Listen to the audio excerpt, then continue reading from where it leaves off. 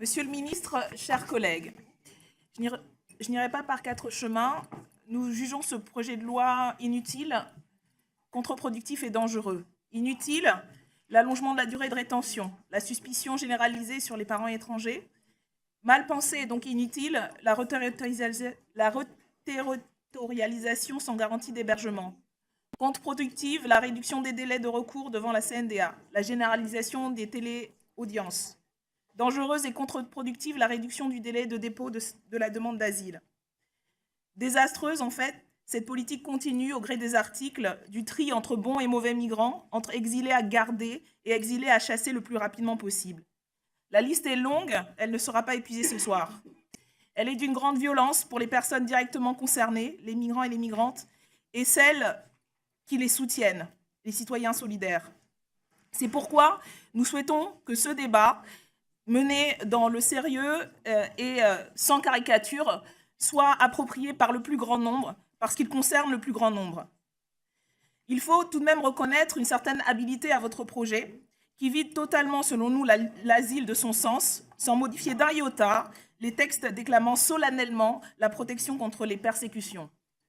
Pour traiter d'un sujet majeur, les migrations humaines à l'époque d'une nouvelle mondialisation, votre projet passe par la lorgnette mesquine du rabotage procédural. Vous avez, dans ce projet de loi, déconstruit les garanties procédurales et matérielles permettant une vraie demande d'asile. Un tour d'alchimiste transformant les droits humains garantis en molle déclaration d'intention. Le temps est nécessaire aux demandeurs et aux demandeuses d'asile pour faire part à des personnes qu'elles ne connaissent pas, après être arrivées dans un pays où tout leur est étranger, des souffrances qu'elles et ils ont subies. On ne peut pas imaginer que ces personnes doivent parler à une webcaméra de leur traumatisme, qu'elles doivent montrer à un écran les marques corporelles des tortures qu'elles ont subies. Il semble que pour votre gouvernement, un droit d'asile effectif soit un droit d'asile décharné qui organise la concurrence des personnes qui nécessitent toutes une protection. Une protection dont l'État français ne cesse pourtant de se montrer fier d'être le garant. L'inutilité de votre loi, la contre-productivité et la violence qu'elle suscite n'est justifiée que par la posture dogmatique qui sous-tend l'ensemble des projets de loi qui nous sont proposés sous cette législature. Pour lutter contre la pauvreté, pour lutter contre la précarité, vous luttez contre les pauvres et vous luttez contre les précaires.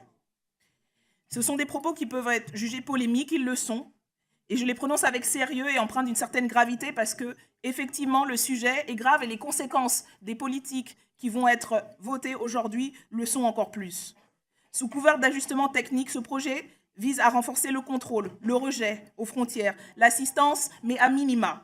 Et ces politiques créent des victimes. Karim Ibrahim, réfugié de 31 ans, affligé de traumatisme, est mort sous une bouche d'aération porte de la Chapelle le 8 février. Malik Nouroulaye, dit Nour, mineur isolé, laissé sans le suivi psychologique dont il avait urgemment besoin, est mort à Paris le 14 février. Beauty, dont on ne connaît pas le nom de famille, enceinte, malade, souhaitait rejoindre sa sœur pour finir sa grossesse et a refusé de laisser son mari. Reconduite en Italie par la gendarmerie en pleine nuit, alors qu'elle avait du mal à respirer du fait d'un lymphome, est décédée au mois de mars.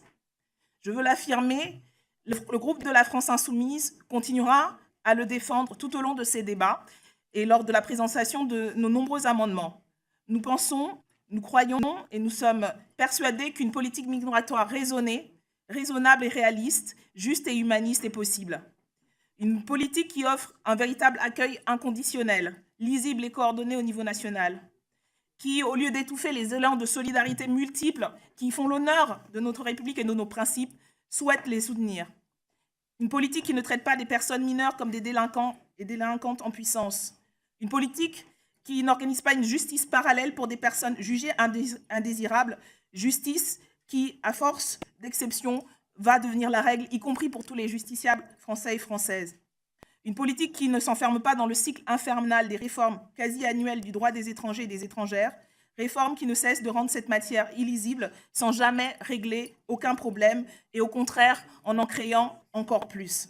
Une politique enfin qui traite les êtres humains humainement et avec dignité. En temps de crise, le sage construit des ponts là où l'imprudent construit des murs.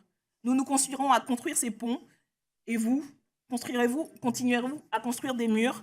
Nous espérons qu'à cette question, la majorité rassemblée ici en commission et en séance répondra par la négative et rejettera donc ce projet de loi. Pour Madame Obono, je ne dirai rien. Que dire? Elle nous dit « J'aime les polémiques ».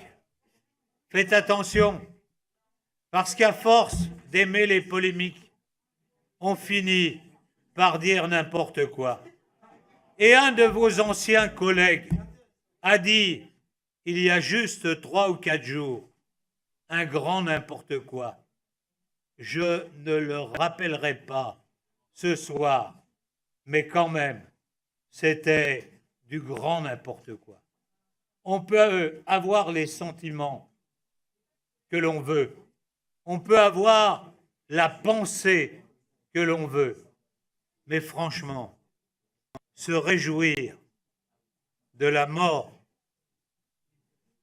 d'un membre des forces de l'ordre qui fait le sacrifice de sa vie pour sauver une personne, c'est quand même, permettez-moi de le dire, totalement inconséquent. Alors, pas trop de polémiques, essayons, si vous le voulez, d'être dans la mesure. C'est comme cela qu'ensemble, nous progresserons.